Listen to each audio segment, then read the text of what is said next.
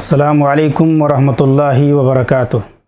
ان الحمد للہ نحمدہ ونصلی علی رسولہ الکریم، اما بعد،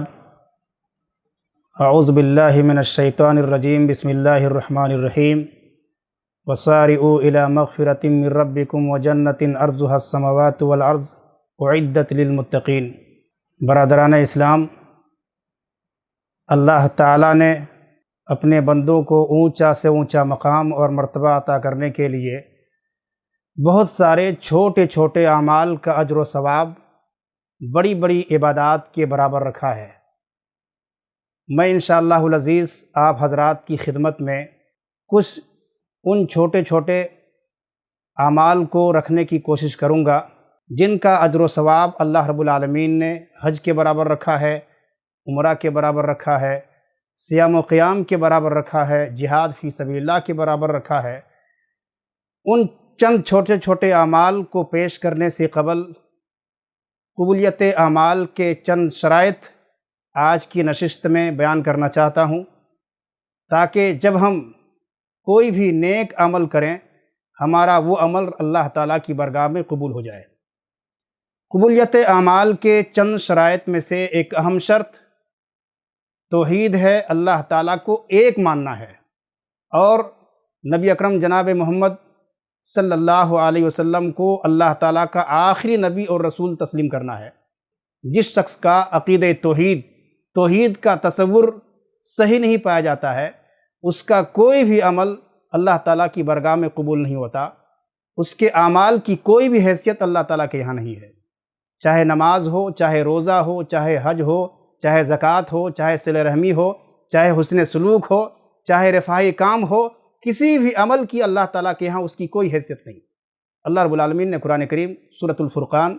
سورۃ نمبر 25 آیت نمبر 23 کے اندر بیان فرمایا ہے، وَقَدِمْنَا إِلَىٰ مَا عَمِلُوا مِنْ عَمَلٍ فَجَعَلْنَاهُ هَبَاءً مَنْثُورًا۔ انہوں نے جو نیک اعمال کیے تھے، انہوں نے جو روزے رکھے تھے، انہوں نے جو حج کیے تھے، انہوں نے جو صلہ رحمی کی تھی، انہوں نے جو حسن سلوک کیا تھا، یا جو دیگر نیک اعمال کیے تھے، ہم ان کی طرف متوجہ ہو کر کے انہیں اڑتی ہوئی خاک بنا دیں گے۔ وَقَدِمْنَا إِلَىٰ مَا عَمِلُوا مِنْ عَمَلٍ فَجَعَلْنَاهُ هَبَاءً مَنْثُورًا۔ اور جس شخص کا عقیدہ درست ہوتا ہے، ایک اللہ کو مانتا ہے اور اللہ تعالیٰ کے ساتھ کسی دوسرے کو شریک نہیں ٹھہراتا ہے، وہ جنت کے اندر داخل ہوگا، اس کے اعمال قبول ہوں گے۔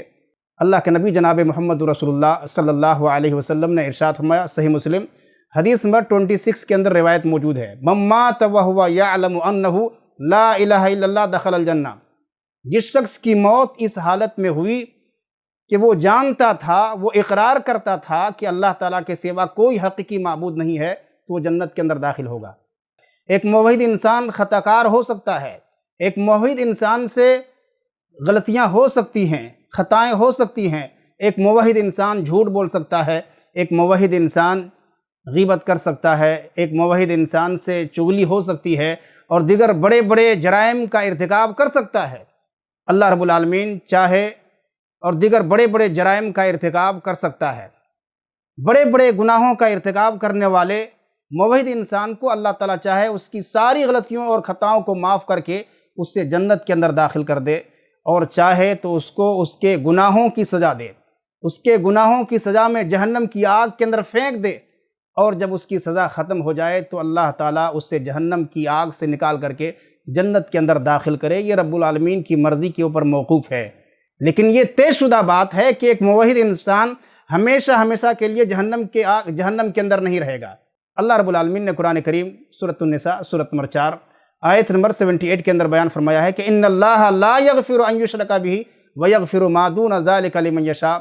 کہ رب العالمین چاہے جس خطا کو معاف فرما دے، اللہ تعالیٰ چاہے جس غلطی کو معاف فرما دے، لیکن شرک کو معاف نہیں کریں گے۔ اگر شرک کی حالت میں کسی کی موت واقع ہو گئی تو وہ ہمیشہ کے لیے جہنم کی آگ کے اندر جلتا رہے گا۔ لیکن اگر کوئی شخص موحد انسان ہے، ان سے غلطیوں کا صدور ہو جاتا ہے، تو رب العالمین کی مرضی کے اوپر موقوف ہے، چاہے تو اس کو معاف فرما دے اور جنت کے اندر داخل کرے، اور چاہے تو اس کو جہنم کی آگ کے اندر ڈال کر کے اور جب اس کی سزا ختم ہو جائے تو پھر جنت کے اندر داخل کرے۔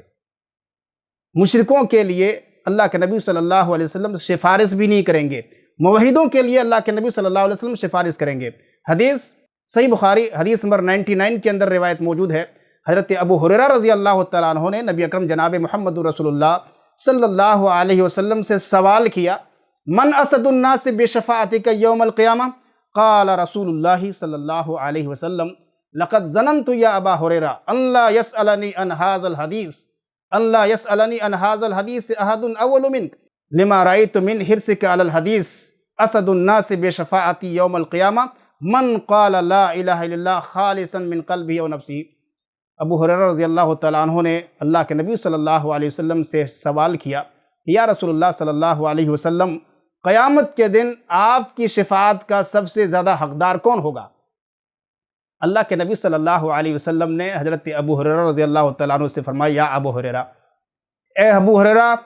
مجھے یقین تھا کہ اس حدیث کے متعلق اس تعلق سے تیرے علاوہ کوئی دوسرا سوال نہیں کرے گا،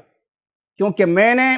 حدیث کے متعلق تیری حرص کو دیکھ لیا تھا۔ اللہ کے نبی صلی اللہ علیہ وسلم نے فرمایا، قیامت کے دن میری شفاعت کا مستحق سب سے زیادہ موحد ہوگا جنہوں نے سچے دل سے، خلوص دل سے، اخلاص کے ساتھ کہا ہوگا لا الہ الا اللہ، جنہوں نے خلوص دل سے لا الہ الا اللہ کہا ہوگا، قیامت کے دن اللہ کے نبی صلی اللہ علیہ وسلم کی سفارش کا سب سے زیادہ حقدار ہوگا۔ اس حدیث کے اندر اہل الحدیث کی فضیلت بھی ثابت ہوتی ہے، کیونکہ اس روئے زمین پر